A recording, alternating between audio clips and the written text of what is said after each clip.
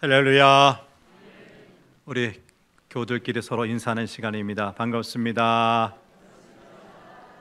참 잘 오셨습니다. 감사합니다. 사람마다 눈이 있는데요, 세상을 바라보고 사물을 바라보는 시선, 관점은 같아요, 달라요? 너무 달라요. 다 달라요. 세계를 어떻게 보느냐에 따라서 세계관이 결정이 되고요, 가치관이 결정돼요. 여러분, 아주 사소한 우리 일상에서도 사람이 보는 그 시각이 다를 수밖에 없어요. 구두를 닦는 사람이라면 다른 사람이 뭘 볼까요? 헤어스타일을 볼까요? 무슨 안경을 꼈는지 볼까요? 시선이 어디로 가요? 발에 가요. 발, 신발. 자동차를 파는 딜러, 관심이 어딜까요? 이웃집의 친구의 타고 다니는 자동차 상태, 몇 년 됐지? 상태가 지금 좋나 나쁘냐? 자동차를 바꿔야 될 때가 된 건 아니냐? 그렇죠? 거기에 관심이 쏠려 있어요. 새로 조성되는 신도시는 지금도 여전히 아파트 청약하는 것이 많은 사람의 관심의 대상이에요. 그런 사람들은 아파트나 부동산에 관한 이야기만 해요. 이처럼 사람은 자신의 어떤 관심, 자신의 관점을 가지고 사람이나 사람들을 보지요. 그리고 그것으로 사람들을 평가하지요. 여러분, 어떤 관점으로 사람을 바라보십니까? 혹시 세상 사람들처럼 돈이나 지위나 학벌의 높고 낮음으로 사람들을 평가하고 있지는 않습니까? 안타깝게도 우리는 자신도 모르는 사이 세상적인 판단 기준으로 사람을 대할 때가 얼마나 많은가 하는 거예요. 근데 문제는 이러한 판단 기준은 절대 우리 하나님께서 기뻐하시는 겁니까? 그렇지 않아요. 하나님께서 기뻐하시는 것이 아니에요. 사도 바울은 이런 사람들과는 전혀 다른 관점으로 사람들을 바라봤습니다. 바울이 사람들을 바라보는 관점은 늘 영혼에 관한 것이었어요. 이 바울이 예수님을 만난 후 이 세상의 그 어떤 것과 비교할 수 없는 기쁨과 감사와 감격이 끊이지 않아요. 그리고 구원에 대한 확신이 있어요. 여러분, 우리가 잘 아시는 로마서 8장 35절 말씀을 같이 한번 보지요. 시작. 누가 우리를 그리스도의 사랑에서 끊으리요? 환난이나 곤고나 박해나 기근이나 적신이나 위험이나 칼이랴. 그 어떤 것도 우리를 향한 하나님의 사랑에서 끊을 것이 있다 없다? 없다고. 하나님께서 베푸신 구원에 대한 아주 확신이 너무너무 분명했던 거예요. 그리고 그가 감옥에서 보낸 빌립보서 4장 4절 말씀 보니까 주 안에서 항상 기뻐하라. 내가 다시 말하노니 기뻐하라고 빌립보 교회 성도들을 권할 만큼 늘 기쁨과 감격에 겨워 살았어요. 근데요, 이랬던 사도 바울이, 기쁘고 감격해 살았던 사도 바울이 로마서 9장에 들어가니까 그 분위기가 바뀌어요. 감사가 넘치고 기뻐했던 그가 전혀 다른 이야기를 해요. 자, 오늘 본문 1절과 2절 말씀을 한번 보세요. 바울은 자신에게 기쁨이와 감격이 아니라 큰 근심과 마음에 그치지 않는 고통이 있다고 토로하고 있어요. 큰 근심이란 무거운 슬픔, 원통함과 비탄으로 가득 찬 슬픔을 말합니다. 그리고 그치지 않는 고통이란 오랜 시간 쌓여온 고통을 의미합니다. 그런데 이러한 고통이 어떤 수사학적인 나는 이 정도로 힘들어, 이런 정도로 아파, 그런 표현이 아니라 실제 자신이 겪는 실제 고통임을 바울이 강조하고 있어요. 자, 1절 상반절 말씀 보니까 내가 그리스도 안에서 무슨 말 한다고요? 내가 근심이 있고 고통이 있다는 것은 참말이지 거짓말 아니야. 1절 마지막에 보니까 내 양심이 성령 안에서 나와 더불어 증언한다. 내 양심이 성령 안에서 증언한다. 그러니까 지금 내가 말하는 이 근심, 그치지 않는 고통은 진짜예요, 가짜예요? 진짜라는 거예요. 진짜라는 거예요. 여러분, 왜 사도 바울이 이 정도의 아픔으로, 이 정도의 고통으로 살고 있습니까? 3절 말씀을 보겠습니다. 3절 시작. 나의 형제 곧 골육의 친척을 위하여 내 자신이 저주를 받아 그리스도에게서 끊어질지라도 원하는 바로라. 사도 바울이 이렇게 힘들고 고통스러워했던 것은 그가 했던 사업이 안 됐기 때문에, 그의 자식이 대학에 합격하지 못했기 때문이 아니에요. 그것은 자신의 형제요, 골육의 친척들이 예수님을 거부하는 것 때문에 생긴 고통이었던 거지요. 사도 바울은 예수님 만나기 전 자신은 하나님을 잘 믿는 사람이라고 착각했어요. 그래서 예수 믿는 그리스도인들과 교회를 박해하는 일에 가장 앞에 서서 나갔어요. 그러나 예수님이 바울을 찾아오시자 자신이 지금까지 얼마나 어리석고 정말 무식한 길을 걸었는지 알게 되었어요. 그래서 회개하고 마침내 예수님을 영접했어요. 그랬더니 하나님은 그를 이방인들에게 복음을 전하는 사도로 세우셨어요. 이것이 너무 고맙고 감사해서 바울은 자신의 생명을 조금도 귀한 것으로 여기지 아니하고 이방인들에게 복음 전하는 일에 정말 충성을 다했어요. 그렇게 열심히 복음을 전한 결과 수많은 이방인들이 예수님을 믿게 되고 그리스도인이 되었어요. 이방 지역 곳곳에 교회들도 세워졌어요. 그러나 이방인들 가운데 하나님 앞으로 돌아오는 사람들이 많아지고, 그래서 곳곳에 교회가 세워질수록 사도 바울은 더 큰 고통을 느끼게 되는 거예요. 여러분, 바울이 이방 도시를 방문할 때마다 자기 동족들도 예수님을 믿고 구원받도록 하기 위해서 제일 먼저 유대인들이 세운 회당을 찾아가서 동족인 유대인들에게 복음을 전하지 않았습니까? 그러나 유대인들은 번번이 그 복음을 거절했습니다. 여러분, 바울이 전한 복음의 내용이 도대체 뭡니까? 유대인들, 당신이 죽인 그 예수는 바로 하나님의 아들이시고 하나님께서 이 땅에 보내신 우리의 유일한 구원자이시므로 이 예수님을 믿어야만 구원받고 하나님의 백성이 된다는 것이에요. 이것을 뒤집어 말하면 이 예수님 믿지 않으면 아무리 율법을 잘 지키고 아무리 깨끗하게 살아도 하나님의 심판을 받을 수밖에 없다는 것이 바울이 전한 복음이었어요. 그런데 그들이 여전히 예수님 믿지 않으니 얼마나 솥불이 납니까? 얼마나 안타깝습니까? 그들은 바울이 전한 복음을 거절할 뿐만 아니라 이 바울을 괴롭혔어요. 바울을 괴롭히고 해를 끼친 자들은 이방 사람들이 아니라 그와 똑같은 유대인들, 그의 동족 유대인들이었다고요. 그를 돌로 친 사람들도 그의 동족이요, 태장으로 때린 사람들도 그들이었어요. 바울을 감옥에 가둔 사람들도, 그를 사사건건 미워하고 박해했던 사람들도 모두 그의 동족인 유대인들이었다고요. 그러니까 인간적인 측면에서 볼 때 유대인들은 바울이 도무지 사랑할 수 없는 원수 같은 존재였다고요. 그럼에도 불구하고 바울은 결코 자신의 동족을 미워할 수가 없었어요. 그는 그들의 죄는 미워했지만 그들의 영혼은 미워하지 않았습니다.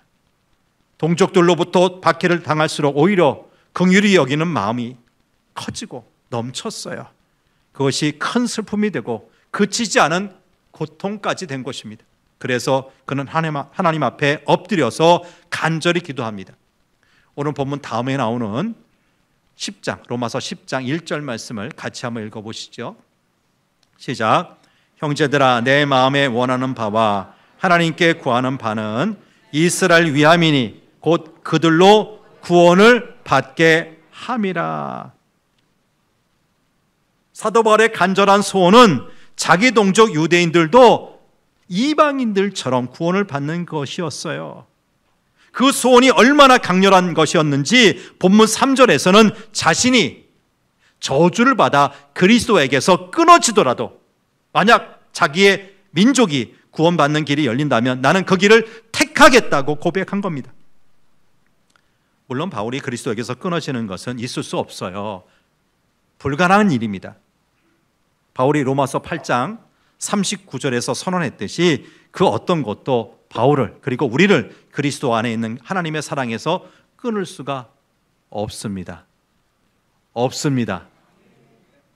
우리가 잘하건 못하건 주님께서 우리를 택하셔서 구원받는 자로 삼으셨다면 세상 그 어떤 것도 그리스도의 사랑에서 끊을 수가 없다는 이야기 있죠. 하지만 하나님에게서 자꾸 멀어지는 동족들을 생각할 때 바울은 너무 안타깝고 속이 상한 겁니다. 그래서 자신이 그리스도로부터 저주를 받아 버림을 받는다고 하더라도 동족을 구원할 수만 있다면 기꺼이 그 대가를 치르겠다고 하는 겁니다. 여기서 우리는 자기 동족들을 끔찍이 사랑하는 바울의 모습을 보는 거죠.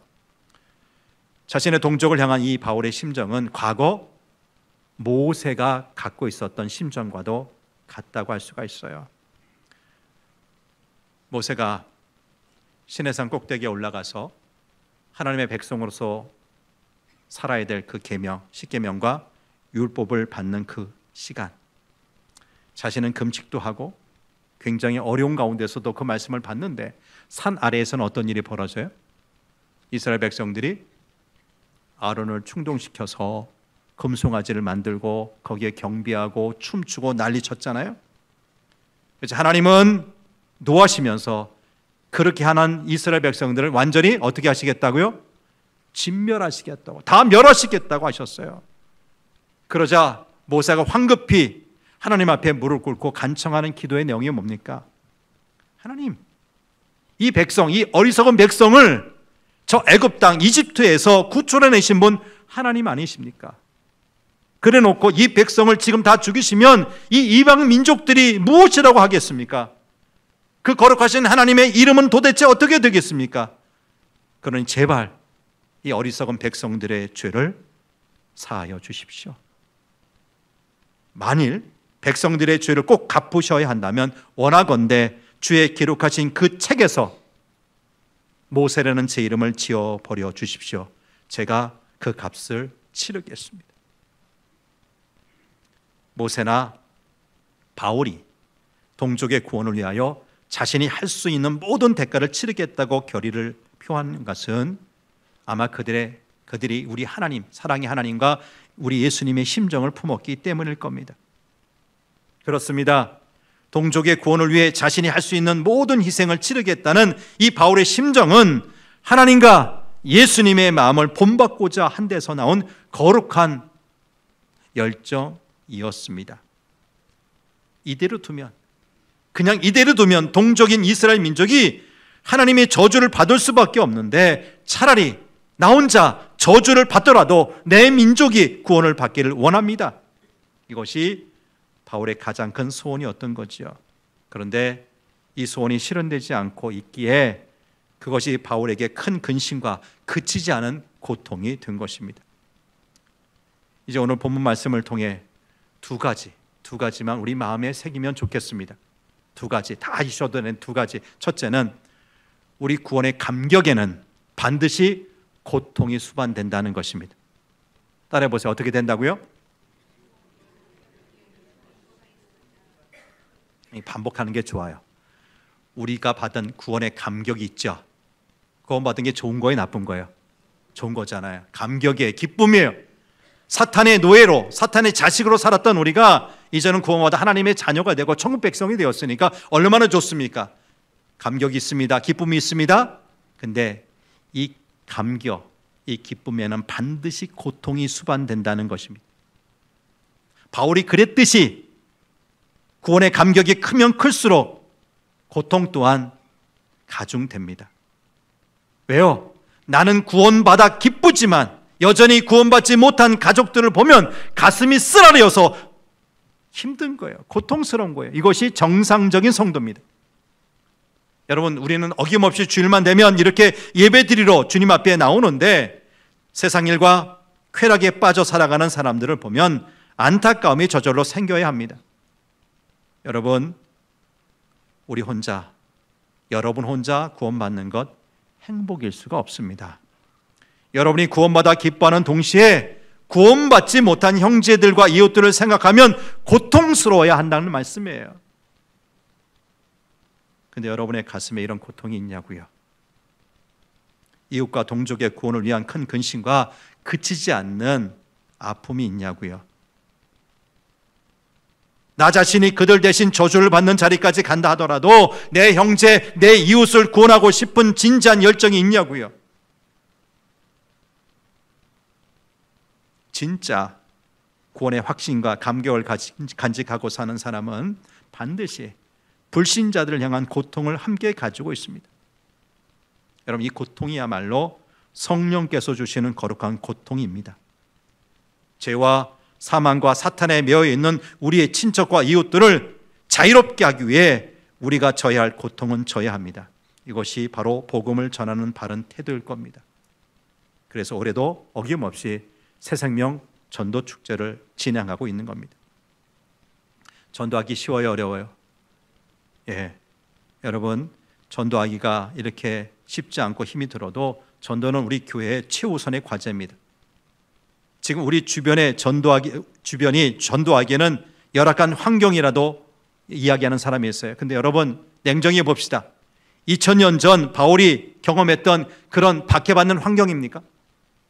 교회 나간다고 예수 믿는다고 누가 나를 때리고 감옥에 가둡니까? 그러지는 않잖아요. 그러므로 우리가 전도하지 못하는 것을 주변 환경 탓으로 돌릴 수는 없어요.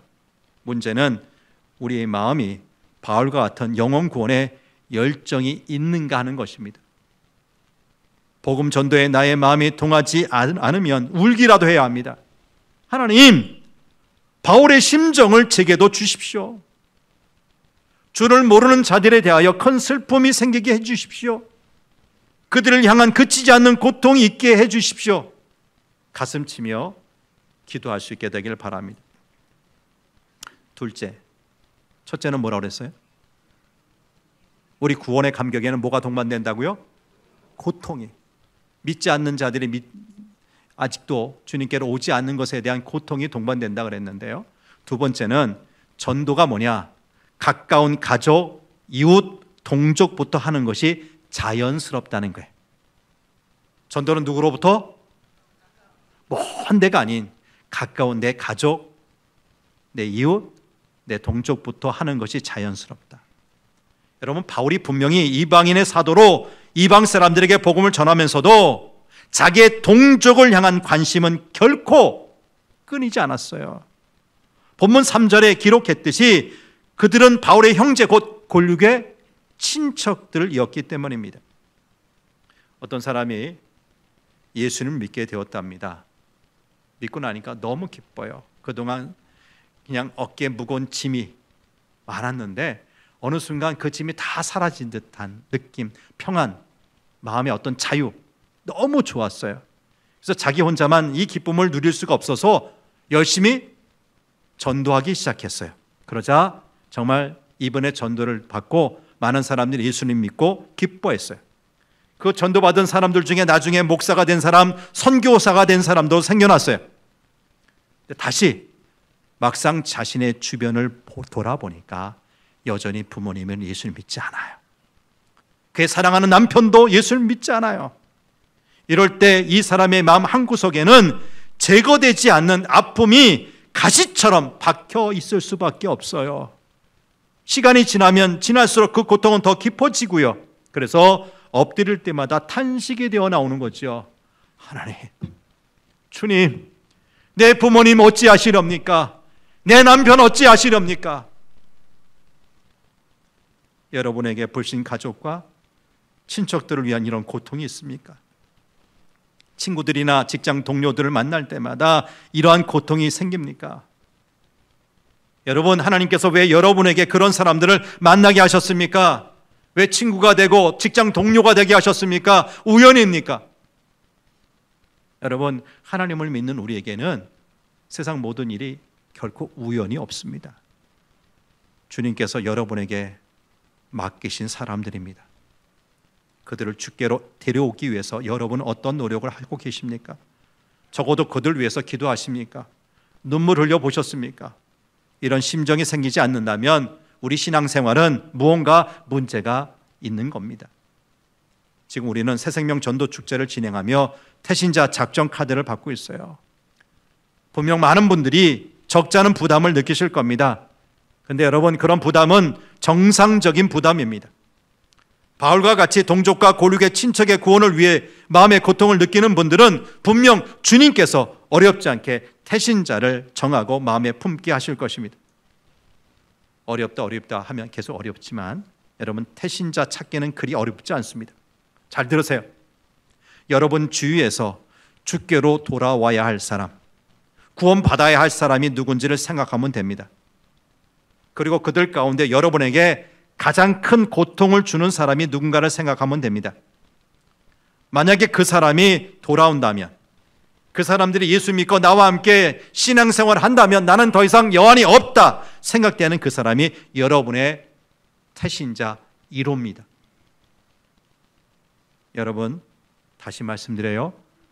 나 혼자, 여러분 혼자 구원받아서는 결코 행복할 수가 없습니다. 우리 가족과 이웃과 동족 중에 아직 주님께로 돌아오지 않는 사람들이 있는 이상 우리는 구원의 감격과 더불어 바울처럼 큰 근심과 그치지 않는 고통이 있어야 마땅합니다. 이런 고통을 안고 주님께 나아가 구령의 열정을 회복하시기를 바랍니다. 그리고 바울처럼 복음을 전함으로 이 가을 추수의 계절 귀한 영혼도 많이 추수하는 저와 여러분 우리 성도교회 되기를 축복합니다. 하나님 아버지, 사도 바울은 뒤늦게 예수님을 만나 복음의 도를 알게 되었고, 그러기에 그는 복음을 위해 자신의 남은 일생을 다 헌신했습니다. 기쁨으로 감당했습니다. 심지어는 그것 때문에 감옥에 갇히고 매를 맞고 온갖 고난을 당했어도 박해받는 것, 어려움을 당하는 것을 마땅하다고 생각하면서 그 일을 감당했습니다. 근데 주님, 사도 바울에게 끊임없이 근심케 하고 고통스럽게 하는 것이 한 가지 있었는데, 그것은 자신의 친척, 곧 고륙의 친척들이 바울이 전한 복음을 듣지 않는 것이었습니다. 복음을 전하면 저 이방인들도 예수님을 영접하고 하나님의 자녀로 바뀌어지는데 유대인들만큼은 완악해서인지 그 복음을 거부했습니다. 오히려 바울을 박해했습니다. 그런 아픔이 지속되었기에 사도 바울은 얼마나 힘들어했는지 모릅니다. 그러나 끊이지 않고 회당에 찾아가 동족인 유대인들에게 복음을 끊임없이 증거했습니다. 주님, 이 마음을, 하나님의 마음, 예수님의 마음, 사도 바울에게 주었던 그 마음을 우리에게도 주옵소서. 그래서 나 혼자 구원받고 예수 믿는 것으로 행복하다고 하지 않게 하시고, 여전히 내 고륙의 친척, 내 가까운 사람들 중에 예수 믿지 않는 사람 보이걸랑 그들 때문에라도 우리는 근심하고 마음에 끊임없는 고통으로 인해 주님 앞에 나와 또 기도하고 또 기도하는 역사가 나타나게 하여 주옵소서. 그래서 주님께서 마침내 그들까지도 구원하시는 놀라운 역사가 이 가을의 계절 우리 성도교회를 통해서 이루어지게 되기를 원합니다. 해마다 반복해서 이 귀한 새생명 전도 축제를 하지만 아직도 구경꾼으로 머문 사람, 남이 하는 일을 그냥 방관하고 쳐다만 보는 사람 혹시 우리 가운데 없는지요? 다시금 주님 앞에 돌아올 수 있도록 도와주시고, 안 믿는 이웃을 위해서 통해 자복하면서 기도할 수 있는 그 영성이 다시금 되살아나는 이 기절 되게 도와주옵소서. 우리 구원자 되시는 우리 구주 예수님 이름으로 기도합니다. 아멘.